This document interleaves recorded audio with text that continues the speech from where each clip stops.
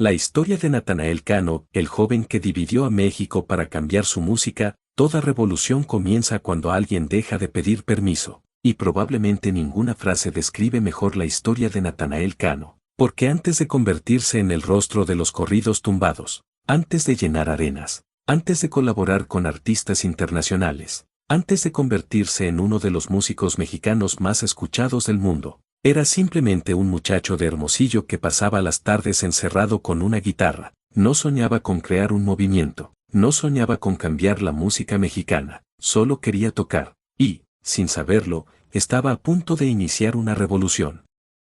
Capítulo 1. Un niño diferente. El 27 de marzo del 2001 nació en Hermosillo, Sonora, Natanael Rubén Cano Monge. Creció en un estado donde la música regional forma parte de la vida cotidiana. En Sonora los corridos no son únicamente canciones, son historias, son identidad. Son la forma en la que muchas generaciones cuentan quiénes fueron. Desde muy pequeño comenzó a sentir curiosidad por la guitarra. No asistía a conservatorios. No tenía profesores privados. Aprendía como miles de jóvenes mexicanos, pausando videos, regresándolos, repitiendo acordes una y otra vez. La persona que más admiraba era Ariel Camacho. Y no es casualidad, porque Ariel también había cambiado la música regional años antes. Natanael veía en él la prueba de que un joven podía romper las reglas, pero había algo que lo diferenciaba del resto. Mientras aprendía corridos, también escuchaba trap, escuchaba rap, escuchaba música urbana, y esa combinación terminaría cambiando todo.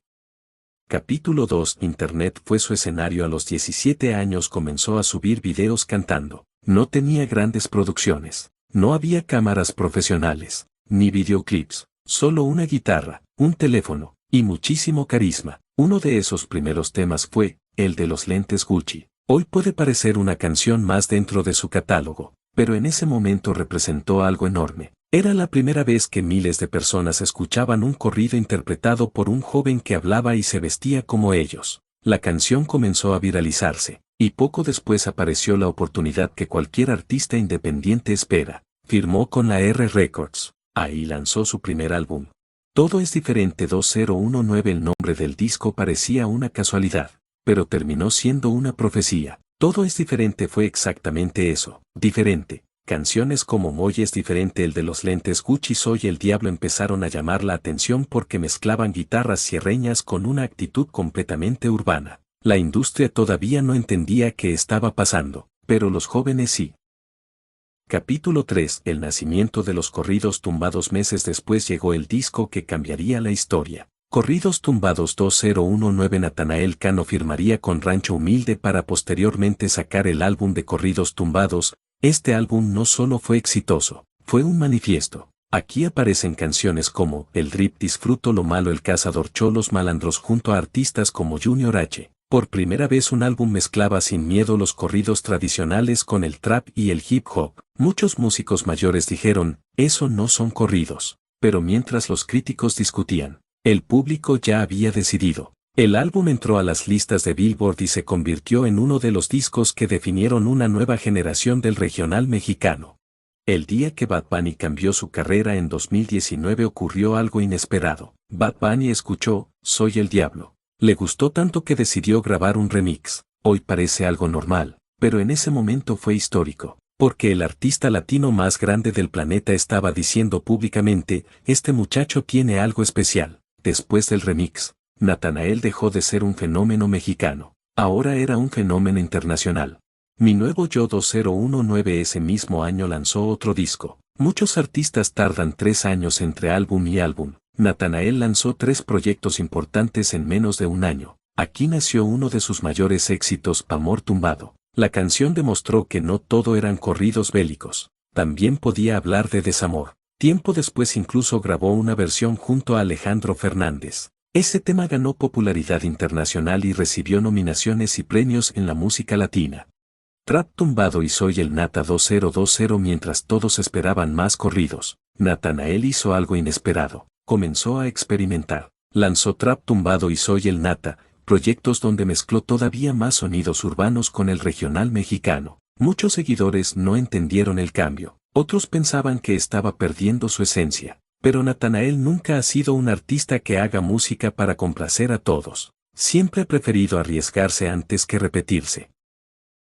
A Miss 22021 cumplió 20 años, y decidió resumir todo lo que había vivido en un disco. El álbum alcanzó el número 1 en la lista regional Mexican Albums de Billboard. Ya no era una promesa, era la cara del movimiento. Para entonces millones de jóvenes ya imitaban su forma de vestir, de cantar e incluso de escribir corridos.